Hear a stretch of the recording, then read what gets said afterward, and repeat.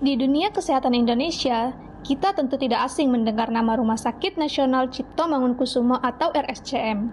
Namun, tahukah Anda siapa sebenarnya Cipto Mangunkusumo itu? Bernama lengkap Dr. Raden Sutomo Cipto Mangunkusumo atau yang lebih dikenal sebagai Dr. Cipto Mangunkusumo, lahir di Ambarawa, Jawa Tengah pada 4 Maret 1886. Dr. Cipto Mangunkusumo adalah satu dari segelintir orang pribumi yang bisa mengenyam pendidikan tinggi di zaman kolonial Belanda. Setelah lulus dari Stovia, ia tidak hanya menjadi dokter, tapi juga aktif dalam dunia pergerakan nasional. Ia adalah salah satu pendiri Indische Partij bersama Louis Dekker dan Suwardi Suryaningrat atau Ki Hajar Dewantara yang menuntut kemerdekaan penuh dari penjajahan. Meski akhirnya partai tersebut dibubarkan dan ia diasingkan oleh Belanda, semangat juangnya tidak padam. Dr. Cipto terus berkontribusi dalam memperjuangkan hak-hak rakyat melalui tulisan dan aktivitas sosial politik. Tulisannya banyak mengkritik ketidakadilan kolonial, menyebabkan ia beberapa kali dibuang ke daerah Kupang dan Banda Neira. Dr. Cipto Mangunkusumo sangat peduli terhadap kesehatan rakyat kecil. Beliau selalu memberikan pelayanan kesehatan dengan hati nurani bahkan di masa sulit sekalipun. Saya sebagai entomolog kesehatan mencoba untuk menerapkan nilai tersebut dengan cara memberi perhatian kepada isu-isu kesehatan khususnya terkait faktor melalui pemantauan dan tindakan pencegahan. Dr. Cipto Mangunkusumo konsisten memperjuangkan keadilan dan tidak takut mempertanggungjawabkan sikap serta tindakan politiknya terhadap kolonialisme, walau harus dibayar mahal dengan pengasingan. Sikap berani bertanggung jawab inilah yang mencerminkan nilai akuntabilitas. Dalam tugas saya sebagai apoteker, nilai akuntabilitas yang dapat saya lakukan seperti yang dilakukan oleh Dr. Cipto Mangunkusumo adalah dengan bertanggung jawab penuh atas pemberian informasi obat, keamanan dosis obat, dan mutu obat ketika saya melakukan praktik pelayanan kefarmasian kepada pasien.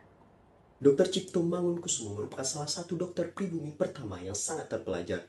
Tidak hanya diakui secara ilmu medis, tapi beliau juga terus mengasah diri dalam bidang sosial politik untuk memperluas pengaruh positifnya bagi bangsa. Beliau lulusan terbaik Stovia. Ini menunjukkan semangat belajar, tumbuh, dan berkembang seperti halnya dengan nilai kompeten. Relevansi untuk tugas fungsi saya adalah auditor harus menguasai standar, regulasi, dan metode analisis agar hasil rekomendasi berkualitas dan berdampak. Kemudian seperti Dr. Cipto yang terus belajar dan mengabdi, auditor juga harus menjadi pembelajar sepanjang hayat untuk menjawab tantangan audit modern. Dr. Cipto mampu menjalin kolaborasi dengan tokoh-tokoh lain lintas suku dan latar belakang, seperti Louis Dekker dan Ki Hajar Dewantara. Dalam membentuk organisasi pergerakan, sikap mampu merangkul berbagai pihak demi tujuan bersama ini mencerminkan nilai harmonis.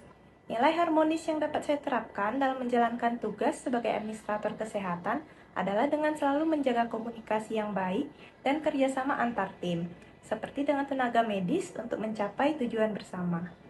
Dr. Cipto Mangunkusumo, kesetiaannya terhadap bangsa dan negara tidak tergoyahkan, ditunjukkan melalui nilai loyalitas tinggi terhadap negara dan juga rakyat, dengan memperjuangkan kemerdekaan sembari memberikan pelayanan kesehatan. Tentunya hal ini juga memotivasi saya untuk memberikan nilai loyalitas yang sama kepada bangsa dan negara, yang ditunjukkan melalui tugas dan fungsi saya sebagai epidemiolog kesehatan, yaitu dengan komitmen tinggi melakukan identifikasi, analisis, dan juga respon wabah guna untuk cegah tangkal penyakit di pintu masuk negara.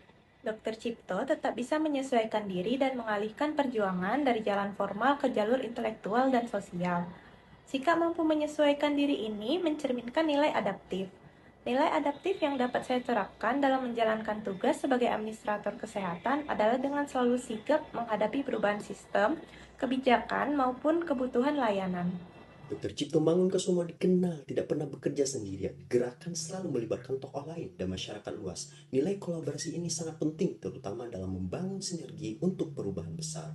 beliau mendirikan organisasi bersama tokoh-tokoh lain seperti Tiga Serangkai dengan Ki Hajar Dewantara dan Douwe Dekker. Kemudian selalu melibatkan rekan seperjuangan dan masyarakat dalam kegiatan pergerakan nasional. Adapun relevansi untuk tugas fungsi saya adalah auditor tidak dapat bekerja sendiri. Harus ada sinergi tim internal dan kolaborasi dengan unit kerja yang terlibat untuk mendorong perbaikan nyata serta meningkatkan efisiensi dan efektivitas.